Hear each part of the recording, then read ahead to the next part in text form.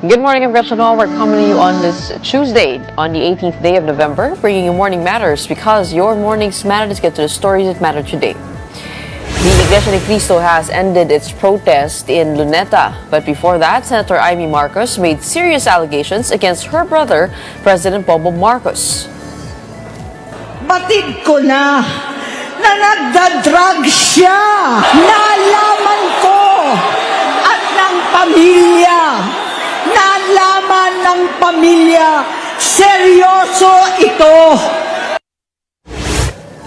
A cabinet shakeup amid the flood control scandal. Two of President Marcos's top officials, Executive Secretary Lucas Bersamin and Budget Chief Amina Pangandaman, have stepped down out of delicadeza.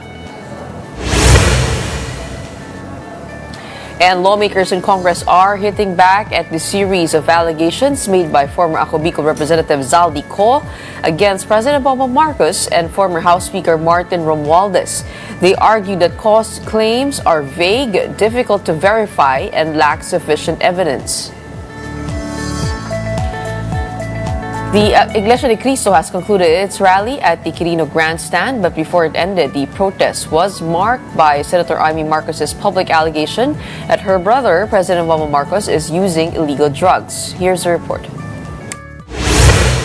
The Iglesia ni Cristo ended their anti-corruption rally at the Quirino Grandstand on Monday night. This was confirmed by INC spokesperson Edwil Zabala. The protest sought accountability from officials allegedly involved in corruption.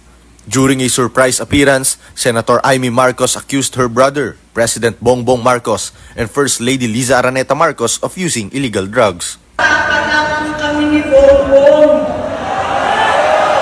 Alam na ng buong pamilya ang problema sa kanya. Batid ko na nagdadrag siya.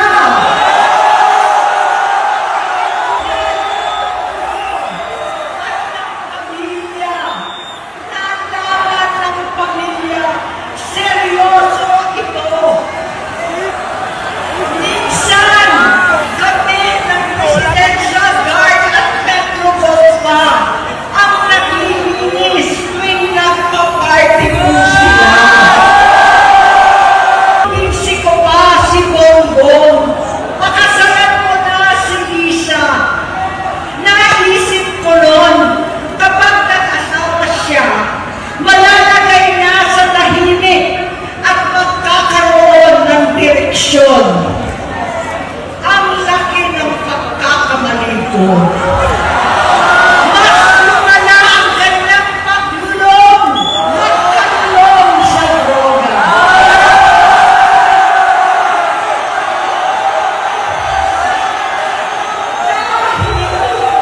Parehas pa na silang mag-asawa.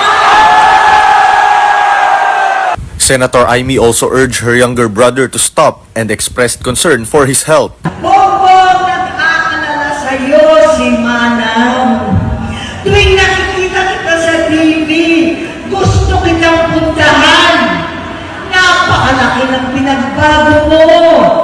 Itsura, pagsasalita, takbo ng pag-isip. Minsan, napapatalong ako sa sarili ko. Ikaw pa ba yan? Si Bongbong ba talaga yung nakikita ko? Pero ako, aling ko, ako pa rin ito. She further claimed that the presidential children have started to use drugs. Pinasusuklaman ko pa ang pag-alok ng mag-inang si Sandro ng droga ang aking mga anak at iba pang mga kamag-anak. Yan ang hindi ko na mapapalampas. Meanwhile, Palace Press Officer Undersecretary Attorney Claire Castro dismissed the allegations as acts of desperation. This is definitely a desperate move. Ang pinag-uusapan sa peaceful rally ay patungkol sa di umanong korupsyon. Ano ang dahilan ni Senator Imee para ang sarili niyang kapatid ay siraan niya? Castro noted that the president underwent drug testing before his campaign in the 2022 elections, which yielded a negative result. She also questioned Senator Imee's motives, saying the remarks seemed intended to discredit both the president and the first lady. Anong klaseng kapatid si Senator Imee? Anong klaseng Pilipino si Senator Imee? For his part, Davao City Representative Pulong Duterte renewed his call for all government officials to undergo drug testing. He emphasized that the resistance to drug testing only fuels suspicion. On the second day of the United People's Initiative-led rally on EDSA, Duterte allies attorney Jimmy Bondoc and Representative Kiko Barzaga slammed the DILG's move to investigate rally participants for allegedly making seditious remarks and displaying seditious materials. Bondoc said such chants calling for the president's resignation do not constitute sedition.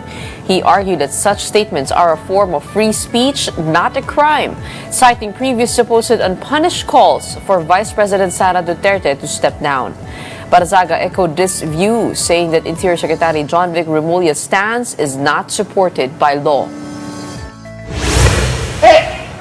Kahit sino pong first year student ang tanongin nyo kung inciting po ang PBBM resign o kung sino man resign, sasabihin nila mali yan.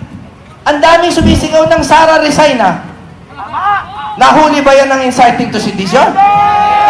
Kaya nga naghahanap tayo ng patas na gobyerno. Hindi naman abogado si John Vic, so he is free to share his legal interpretations, but I don't believe he has sufficient experience in the legislative branch.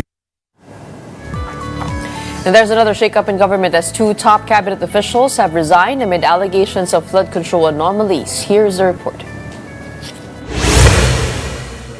President Ferdinand Marcos Jr. has accepted the resignations of Executive Secretary Lucas Bersamin and Budget Chief Amina Pangandaman. Palace Press Officer Attorney Claire Castro confirmed both officials resigned out of delicadeza, saying they voluntarily stepped down to help address the investigation into flood control projects efficiently. Both officials respectfully offered and tendered their resignations out of delicadeza after their departments were mentioned in allegations related to the flood control anomaly currently under investigation. Bersamin was previously linked by former DPWH official Roberto Bernardo to alleged kickbacks involving flood control funds, while Pangandaman was accused by former Representative Zaldico of involvement in questionable budget insertions. The Marcos administration recently dismissed Co's accusations, yet the palace said the resignations were necessary to allow for an unhampered investigation. Hindi po natin masasabi na ang mga aligasyon ni Zaldico ay seryoso. Pero kung anuman ang kanyang mga nasabi ay maaaring ito ang nagbigay ng dahilan para sa dalawang mga magigiting nating mga secretaries na sila mismo ang voluntaryong mag-resign sa kanilang posisyon para mabigyan daan ang malalimang pag-iimbestiga sa mga maanumalyang flood control projects. Finance Secretary Ralph Recto is now appointed as the new Executive Secretary, assuming the role informally known as the Little President. Surprise, yeah, but work has to continue. Essentially, I think the role of the ES is just governance. So, taong maaari ka doon. Wala naman talaga legal president. You cannot do miracles. Presidential Assistant for Investments and Economic Affairs Frederick Go will take over Recto's role in the Finance Department. Meanwhile, Rolando Toledo, a Budget Undersecretary, will serve as officer in charge of the Budget Department. Actually, ninervyos ko yan. I was surprised actually. Nagulat ako. Nanginginig pa nga ako ngayon. The palace also confirmed the resignation of Adrian Bersamin of the Presidential Legislative Liaison Office, a relative of the Executive Secretary, also linked to budget insertion allegations.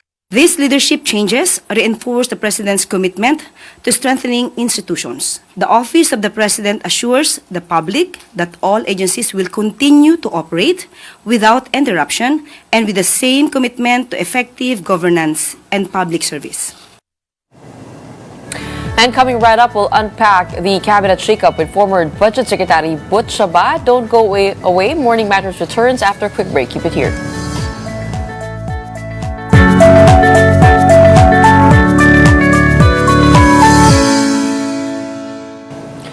Good morning, I'm Gretchen Ho, and here in Morning Matters, we talk about the most pressing issues and give you the context behind the headlines.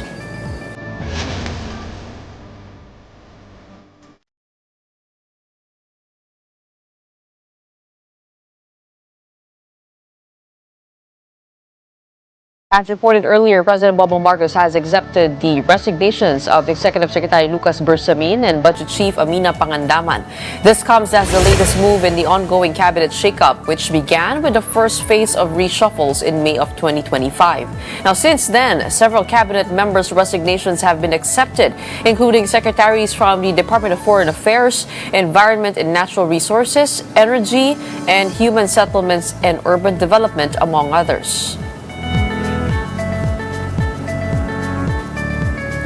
Now, to help us unpack these changes, let's hear from Attorney Florencio Butch Abad, the former Budget Secretary of the Aquino administration. Welcome back to Morning Matters. Attorney? Yes, hello. I'm here. Nandiyan po kayo? Yes, there you go. Oo. Yeah. Okay, so a string of resignations took place right after the video statement of Zaldico, seeing the Budget Secretary and also E.S. Bersamin out the door. First off, what's your read over these movements, and was it the right decision? I think we can't see you via video though. Oh, really? Can you? Not Oh. yet. Wait. There you go. Oh, kita na po. Oo. Okay, magandang umaga po sa Well, inyo ulit. Oo. I think this is long overdue already. Especially in the case of Secretary Pangandaman. You know, Gretchen, this problem started in 2023. And if it had already been stopped at around that point, then it could not have gone through 2024 to 2025 and to what is now called by many observers as the worst blunder of the budget ever. So I think it's good that these resignations have started to come in so that the president can start anew, because the presence of people who are suspected to have been in collusion with those who committed graft in the flood control projects diminishes the political capital of the president and makes it difficult for him to govern effectively. What do you mean this started in 2023? You mean you saw indicators already by then? Yes, if you look at the BICAM committee conference committee report, you could already see there budget cuts to the tune of almost 400 billion and then diverted somewhere else. In fact, some members of Congress have been asking the Congress to produce the BICAM reports and the minutes of the BICAM committee meetings so that we could see where those cuts were made and where those cuts were inserted or allocated, so that people can see really what happened.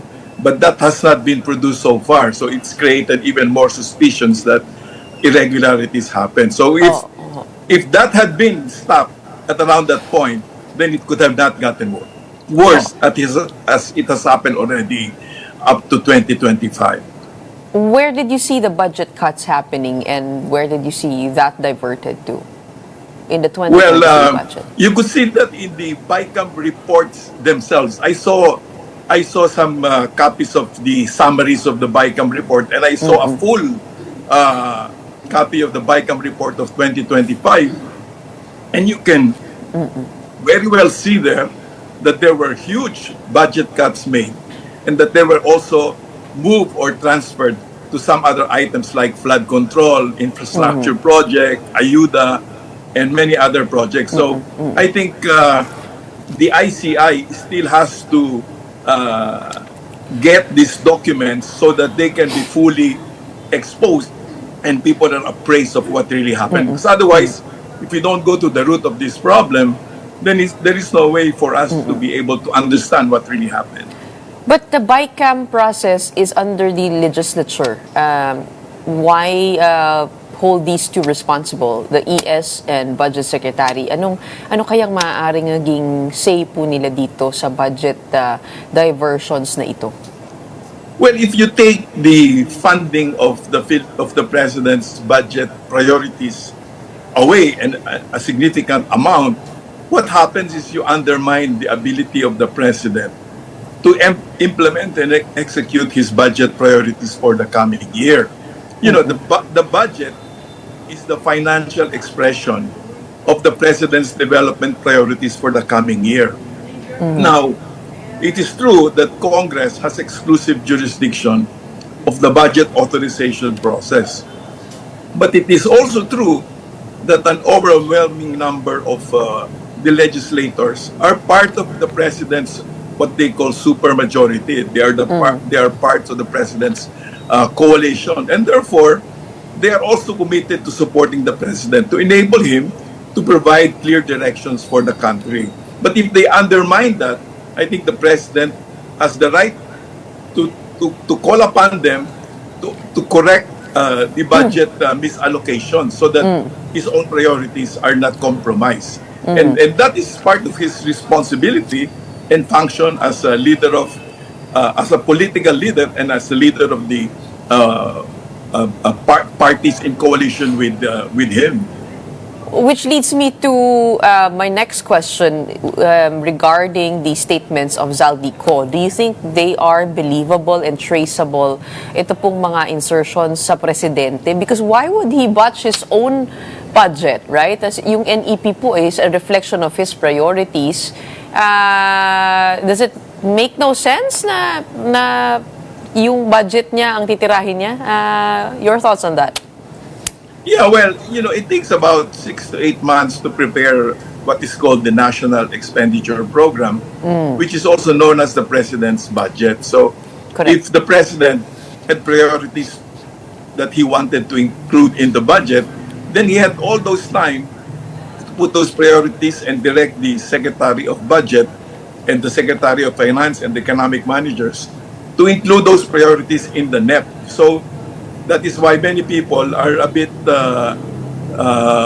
confused why Zaldico is saying that in the BICAM, which is really, that was towards the end of December already, why would the President make a request to include 100 billion pesos in the BICAM? So I think if Zaldico wants people to believe him, I think he has to come home and explain to us what all these revelations he is making and what were the sources, how does he support them so that they are believable, and if he's willing, to sign an affidavit, take an oath, so that they have what is called a probative value, because otherwise, everything that he's saying, he has spoken thrice already on video, are mere hearsay and they cannot be taken seriously, even if we know that the allegations are serious and that somehow they relate to what is happening to this country. So, to help the whole process, to enlighten all of us, I think it's best for him to come home and then attend the ICI meeting or the committee hearings in the Senate, so that he can make these revelations and support them with the evidence that is in his possession. So hindi po kayo naniniwala dun po sa mga revelations po niya dun sa video? Others would say na others would say na mas mahirap daw makita yung insertions kapag pinasok sa BICAM kesa sa NEP. Kaya naglagay daw ang Pangulo ng 100 billion worth of insertions dito. Well, the context kasi is there's really budget irregularities that happen.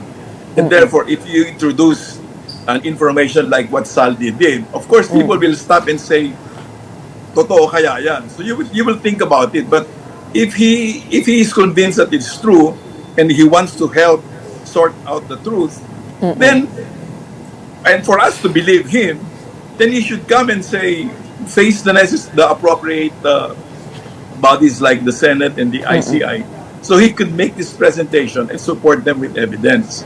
And if there is evidence, then people can then make a judgment. Because otherwise, as I said, it's easy to say things on video without being compelled to provide evidence. But people will then question, is it believable? And it remains that to be a question like that if he's not home to support these allegations. You were a former budget secretary. I want to understand the accountability, culpability of the budget secretary in this whole process. Kasi ang alam ko lang ho ay nasa start and end ng budget secretary, nasa NEP at saka nasa approval ng tama po ba yung mga pag-disburse ng pera. Pero what is your idea of her involvement across this whole budget process? Can they stop disbursement? Kasi I know sila pong pumipirma no SARO, no, yung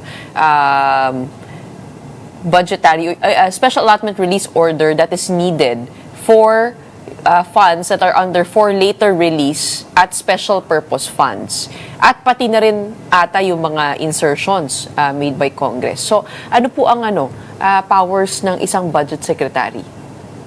Well, una-una, of course, in the budget preparation stage, the secretary oversees the preparation of the budget. As I said earlier, that takes about 6 to 8 months. Then when the budget is finally approved by the President and the Cabinet, that is submitted to Congress and it becomes the General Appropriations Bill. But the function and the responsibility of the Secretary of Budget does not stop there. He has to monitor what happens to the budget as it goes through the budget authorization process. Because the responsibility of Congress is to find out whether the budget in fact reflects the priorities of the president. That is really principally what the legislature has to find out. And if there are amendments that departs from the budget's priorities, then it is the responsibility and function of the Secretary of Budget and Management to inform the President so that the President can call upon the Speaker and his colleagues and party mates in Congress and say, you know, what you're doing is already contrary to what I stated as my budget priorities as expressed in the General Appropriations Bill. And so he reminds them not to do that, otherwise he and the coalition that he leads will not be able to implement their budget priorities for the coming year. So it's important for the Secretary of the Budget to make sure that he follows through all the way until the budget is approved by Congress. Now, once the budget is approved by Congress and it is submitted to the President, then the executive, through the Secretary of Budget and Management and the economic managers, can still go over the budget as proposed by Congress and compare it with the national executive, national expenditure program. Because if they see malayo yung General Appropriations Bill as proposed by Congress doon sa national executive program, then the President, he still has the power to veto those items that do not conform with his priorities. Now, what happens is, if some items or many items are vetoed, then the funds supporting those vetoed items go back to the Treasury.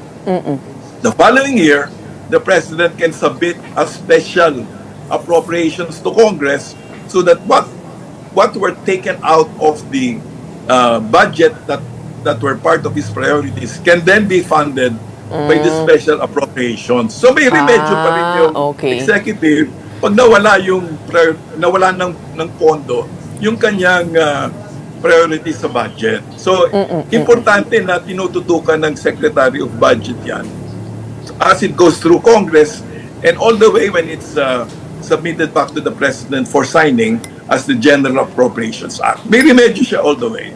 So in short, the Budget Secretary is as accountable for anything that slips through.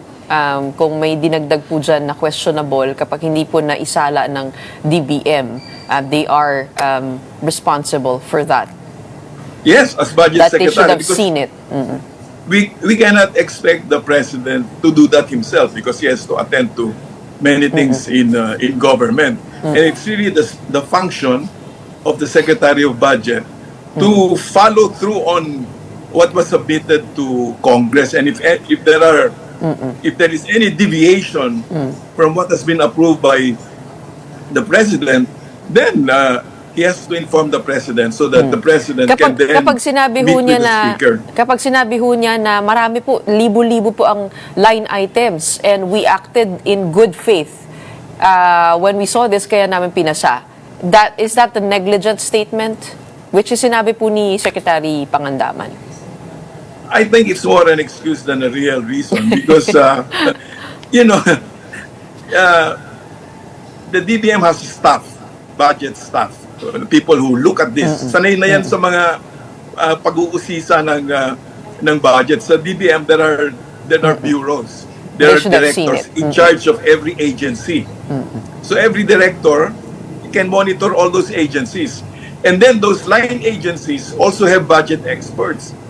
They also monitor whether in fact their budget priorities of their respective agencies are in fact intact. Kasi kung may malaking natanggal sa ahensya mo, siyempre masisira naman ang programa ng ahensya mo. So you have to report that to your secretary.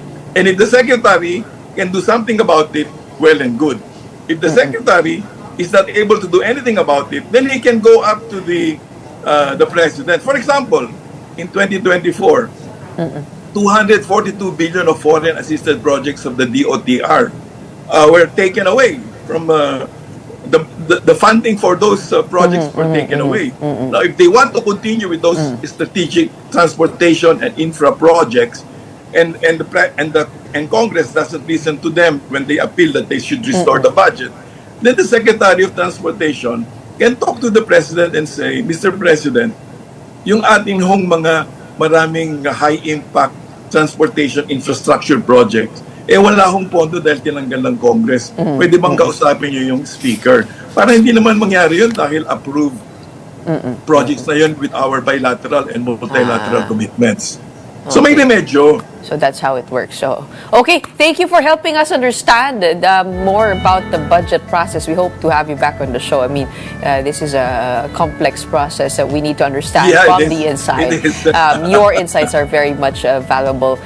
Thank you for joining us this morning and for weighing in on the latest cabinet reshuffling. We have Attorney Florencio Butch Abad, the former Budget Secretary of the Aquino administration on Morning Matters today. Thank you, Gretchen. Now, next on the show, political pundit Richard Heydarian joins us to discuss the allegations by Senator Imee Marcos against her brother, the president. Don't go away. Morning Matters will return.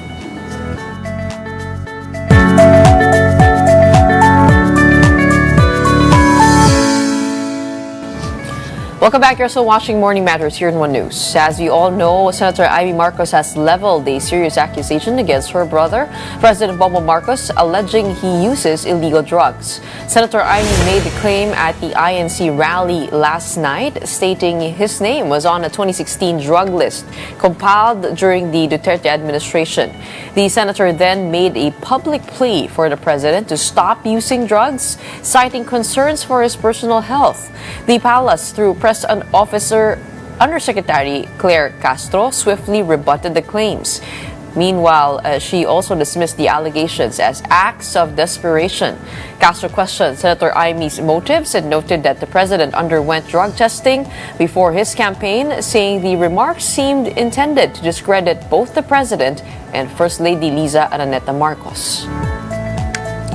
Congressman Sandro Marcos has also issued a statement after his aunt, Senator Imee Marcos, accused President Bongbong Marcos and First Lady Liza Araneta Marcos of using illegal drugs. The Ilocos Norte representative said it pains him to see how low Senator Imee has gone, claiming she's using a web of lies aimed at destabilizing the government. He stressed that the allegations against his father and the First Lady is not only false, but also dangerously irresponsible. Congressman Sandro concluded with the quote, "Hindi ito asal ng isang tunay na kapatid." Let's talk more about this with geopolitical analyst Richard Heydarian. He joins us on the show to weigh in from across the world. Magandang umaga, magandang ano ba dyan? Umaga na rin. Okay, una-una, no, I guess what are your thoughts on the response of Representative Sandro Marcos? Hindi ito asal ng tunay na kapatid. Wow. At medyo medyo bumaba daw. Ang baba daw ng mga ginagawa ni. No, I mean it's what almost 11 p.m. here. Matutulog na sana ako after a very very long day, and the next thing I know, ito na parang bardagulan na nangyari. We saw no less than the majority leaders sa ating Kongreso, si Congressman Sandro, coming out with really, really tough statements. I think usually we used to wait for the First Lady to say something about this Marcos Duterte feud before something dramatic happens. Remember, last year nung sinabi ni First Lady na patshot na siya sa ating Vice Presidente because of her supposed misreaction to the Duterte family making fun of her husband and the commander-in-chief. Now it looks like Sandro is taking up the cudgels for his family in many ways by making clear na they have been tolerating the Senator Imee Marcos, who has been really criticizing and throwing shades at the president for quite some time. But I think what we saw yesterday is going for the jugular na si Senator Imee Marcos. It's not clear what her intention here is. Is she trying to burn the bridges, but at the same time build a bridge with a potential new constituency, which is the basically Duterte camp? There's some pre-election surveys, I know it's quite early, but some pre-election surveys suggested that actually an Imee Marcos and a Sara Duterte team up could be very strong, basically bringing solid North and solid South together. But with the response from Majority Leader Sandro, I think it's very clear that the Marcos family will not be unified if ever Imee Marcos decides to run for a higher office. And let's not forget, she barely got into the Senate. She really got in by the skin of her teeth. And I look at the numbers. I'm from the I'm Ilocano again. I mean, this might get misquoted. From my understanding of things on the ground, Imee Marcos did benefit from the support of basically the loyalist Ilocano pro Marcos constituencies. So now I'm not sure what Senator Imee Marcos is really up to, because this response by Congressman Sanders shows that the first family has had enough of this. So it's quite possible that certain bridges have been burned, and that from now on perhaps the tolerance will not be there, and the battle lines have been drawn. Whether this is going to be effective for Imee Marcos or whether it is going to be destabilizing for the administration, I think we can argue about that. But the least I can say, as someone who's trying desperately to get back to the Philippines with not so expensive tickets, is that I'm not sure Imee Marcos is helping her career here. I'm not sure she's helping her constituency back in the Ilocos region where the Marcoses are strong. But I think she's not helping the country. I think these kinds of attacks on the commander-in-chief, questioning him based on very questionable claims, this is just going to feed into the climate of uncertainty, which is already affecting our economy very, very bad.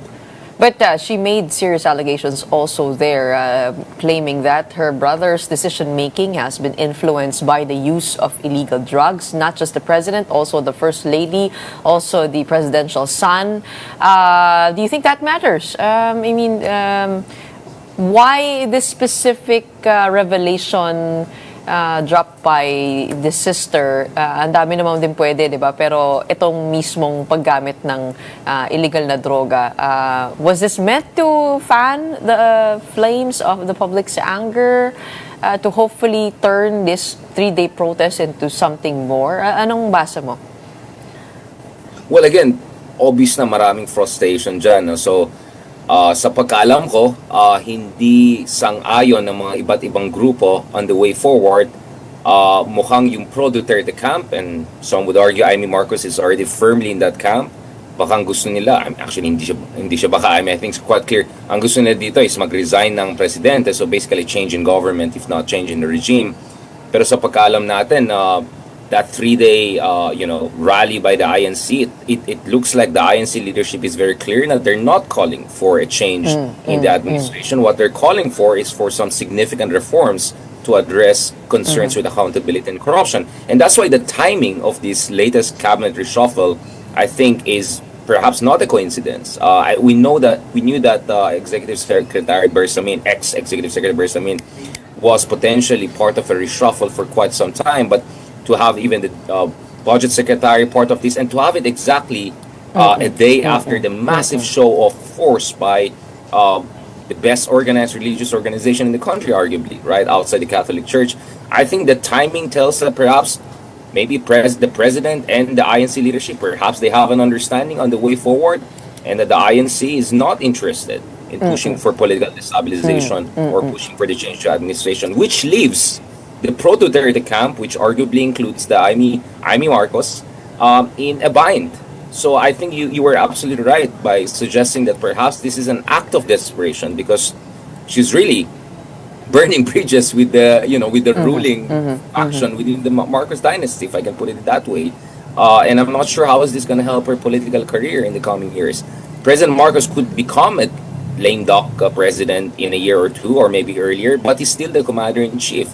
And still, a significant chunk of the country, including the Iglesia ni Cristo leadership, are not calling for the resignation of the president, but rather want a constructive way whereby there is significant reform on the corruption and accountability issues.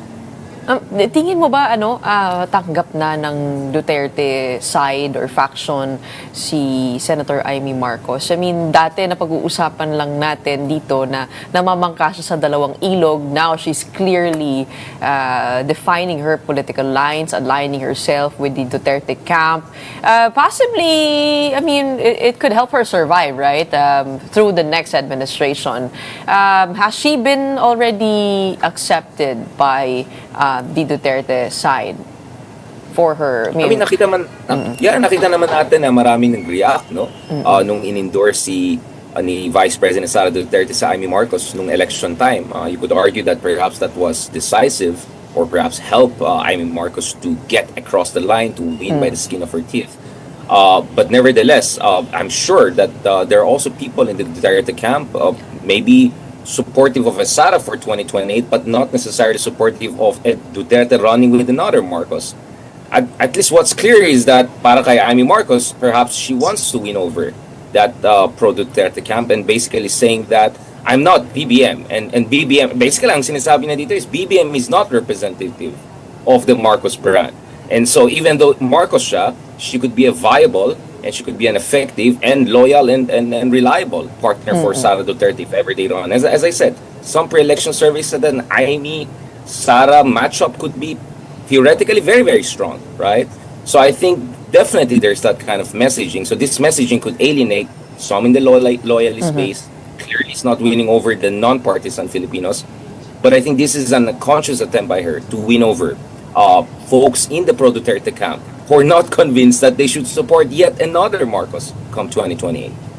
But do you think she's somehow convinced the Dutertes by going against her own family? I mean, she spoke of very personal experiences inside, no? Essentially going against most of her own. How do you think this comes across to Filipinos mostly? To whose favor do you think this revelation will work? Well, sensitive issue ang family issue, no? Kaya actually, generally, I've been trying not to talk too much about this whole sibling rivalry issue, which is, I think everyone has known about this as far as, all you have to do is just read about the history of the Marcoses. It's a very sensitive issue. It's a sensitive issue for the family, sensitive issues for Ilocanos to support the Marcoses. Of course, they don't want to split in the family. But let's be honest, I think Senator Imee Marcos' intervention, very feisty intervention, and the response we saw from Majority Leader Sandro Marcos says that indeed perhaps we're moving towards that perhaps official splitting na within the House of Marcos, and clearly that will send reverberations across our political system and complicate further alignments and realignments ahead of 2020 elections. As I said, this is a big gamble by Imee. Perhaps this move will endear her to majority of the DDS or pro-Duterte supporters, but it could come at the expense of significant number of people from so-called solid North or from supporters of the House of Marcos who could see this as a form of betrayal. So it's a very, very risky move from her, and the fact that she barely got into the Senate in the last election shows that perhaps her margin of error is not that big, or at the very least, this is a very, very big gamble on her part.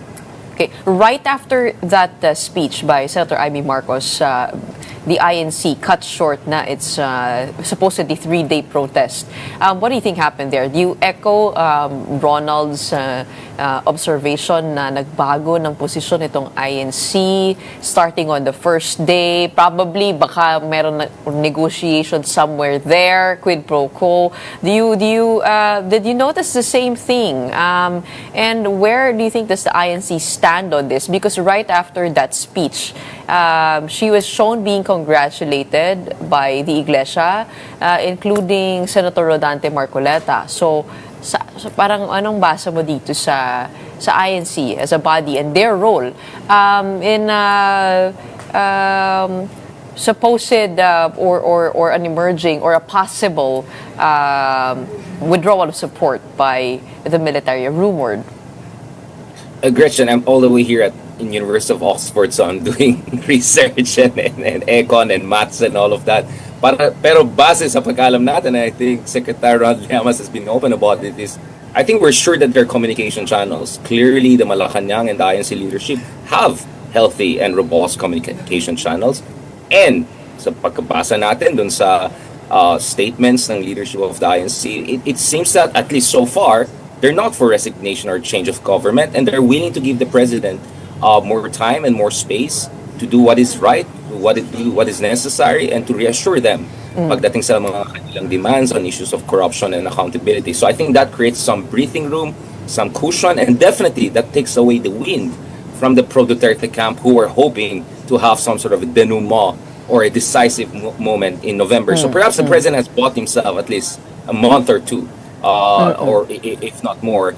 But again, this is going to be a very, very fragile situation, and much will depend not only on communication channels between the Malacanang and the leadership of one of the most organized, best organized religious groups in the country, but much will also depend on yung public perceptions, anong gagawin ng ICI, and ano ba, siguro may mga cabinet reshuffles na parating, diba? Or new appointments or reappointments which could reassure the INC. I think what is absolutely clear at this point is that the INC is a very well-organized religious organization. And kitang-kita natin, they were able to mobilize more than 500,000 people. And I think that's a huge thing. And that's a show of force. And I think INC definitely is a major, major factor in Philippine society.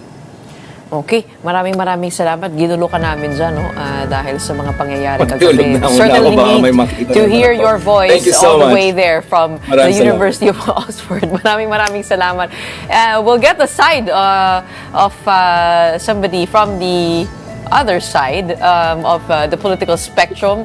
Malutikiya, pero hindi ko kayo pinagsabay para walang bardagulan na mangyayari. Ang balance, I'm in the middle. Thank you for joining us here on Morning Matters today, Richard Darian. Now, let's talk to political strategist Malu Tikia. She is joining us today this morning to react to the statements of Senator Imee Marcos. So, magandang umaga sa iyo, Malu. Thank you for joining us. Magandang umaga, Gretchen. Magandang umaga sa iyong mga nakikinig at nanonood. Good morning. Okay, una ho, your take on the revelations, the bombshell dropped by Senator Imee Marcos. Matagal na pinag-uusapan ito, but coming now from the sister. First, why during this INC rally, and what do you think was the goal? Well, clearly, Senator Imee showed that it is very important to help prevent any eventualities in whatever is happening. Second, he showed that country is more important than probably the what is happening within the Marcos family. But it is clear that there was endearment in what she said about you're adding, and that she will be there for him. But there was no mention of resignation. It was just a talk about umuwi na tayo, magpahinga na tayo. So, if you look at the whole speech of the senator, it really was conscious about the Filipino culture of family. But it was a pained act, as you saw her in her delivery, and after that, she was shaking.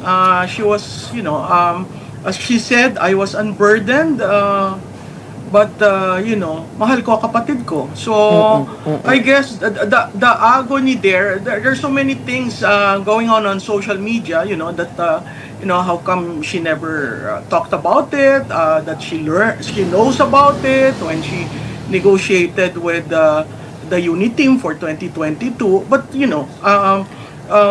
are all hindsights, but right now what we have is a sister, the eldest, at she actually contextualized it as dati ang tatay ko nandito, ang tatay natin nandito para alagaan tayo, ngayon ako yung panganay. So there's so many things that she mentioned, taking into careful consideration about family, because she is addressing a bigger audience, which is not only the INC but those outside. And really all of us were shocked. I was with another leader during the meeting, and we watched her on TV, and all of us were like, wow. That was the initial reaction, and when we were able to get over the speech, it was like there was total silence in the room. And I respect her. It's a very courageous act. But let's see. Probably she wanted to stop whatever is being planned by both sides. And her reaction actually resulted to INC, canceling the third day. But I do understand that the EDSA rally will continue, but that's entirely a different, Pero hindi ba malu kapag when you correct a loved one, hindi ba it also matters not just the content of your correction, but also the manner and form and timing and the way you speak it. Some would say na kung talagang mahal ni Senator Imee ang kanyang kapatid, sana ginawa na lang niya ito in private, no? Why decide to say to give those revelations in a protest rally na nababahiran ng all sorts of speculation that could possibly lead to a withdrawal of support na matagal na din pinag-uusapan. I mean, it begs the question, was there a different objective to this other than being loving of your brother? Well, one Gretchen, she has been out of touch with the president for 3 years. She has not been given a space in that inner circle. She is not part of the kitchen cabinet of the president. And the plan was in 2022 that she will be very active as a member of the kitchen cabinet. So how do you reach out to your brother if you haven't seen each other for 3 years? And why now? Because our economy is on a free fall, and leaders need to take certain sacrifices to put the house in order. Mahalaga yon kasi ang naaapektuhan na taong bayan Ordinaryong tao naaapektuhan. Kung titingnan nyo, malapit ang Pasko pero wala kang nararamdaman na Christmas rush. Ang mga tao nag-iisip, gagastos ba ako ngayon o itatago ko ang pera ko para sa susunod na quarter. So, yung timing, napakahirap mong i-judge, pero kinailangan niya to rise into the occasion to do this. Mind you, she has always been there for the brother. When he was governor, it was citizen, or I think congresswoman siya, who actually was like a sweeper. If you look at the career of the president, I mean, Marcos is always there, trying to sweep things. When he became governor, ang nag-take over siya. At inayos niya yung naiwanan. When he became congressman, si Senator Imee ang naging congresswoman. And para siyang talagang tagalinis ng naiwan ng kapatid. Masakit yon, pero sinabi rin niya, alam sa probinsya. So, hindi na siya nagtatago sa mga kaalaman ng tao. Kasi the more na itatago mo, the more na kinukonsinti mo. And that narrative echoes to families with children or relatives who are in the same situation. Either you cover it, or you know, help them out in the hope that they will be able to stand up on their own after rehabilitation. And I guess it's also crucial to look at not the 2028. Certainly, Senator Marcos wasn't focused on the 2028, because if she was, this should have stopped. She should not go to the stage if she was thinking of 2028. Wala sa usapan ngayon ang 2028. Ang nasa usapan ay anong gagawin natin sa nahuhuling 3 taon. Tayo ba ay ganito lamang na you know, just floating, or are we going to seize the opportunity and rebuild? Naiiwan na tayo. Vietnam and Cambodia are up there, and the Philippines is down, and we're like we're chairing the ASEAN next year. Pero, Malu, if you take a look at the whole situation, no, how does this exact revelation about the president's use of illegal drugs solve the economic freefall of the country? Sabi nga ni Claire Castro, na nakausap niyo nung isang araw, ang reaction niya dito, do not destroy your brother. This is not the issue now. Since you cannot find a corruption issue involving the president, you are diverting the issue. What a shame, Senator Imee, what a shame. Again, sa BFF ko, no, hindi yan diversion, isang pained realization na kailangan kong sabihin, kailangan kong tulungan ang bansa, at kung ito yung paraan niya ng pagtulong, gagawin niya. So, clearly, she has crossed her Rubicon. That has been there for like when they were kids, and when she became senator, in fact, even in the 2025 election, ang usapan na, magsalita ka na, sabihin mo na. Pero until that very last moment, she held on, hoping na maaayos yung pamilya. Yung ibang komentaryo kasi, why are you washing, you know, dirty linens in the public? But there comes a point in time where the talk has to stop. The whispers need to be attended to, because it is important for her that the health of the brother is taken care of, and the health of the nation. So that is a very hard act to follow, and maraming nagsabi sa kanya, nag-advise sa kanya, but at the end she made that decision, and you know, whether she'll be crucified or praised or what, she has done a nation a great service. Well, right after that, the INC wrapped up its supposedly 3-day protest. What do you think happened there? And do you think this effectively also extinguishes rumors of an impending coup or a withdrawal of support? I think the decision of INC to cut short their 3-day rally is recognition of what Senator Imee did. As you very well know, that rally isn't about resignation.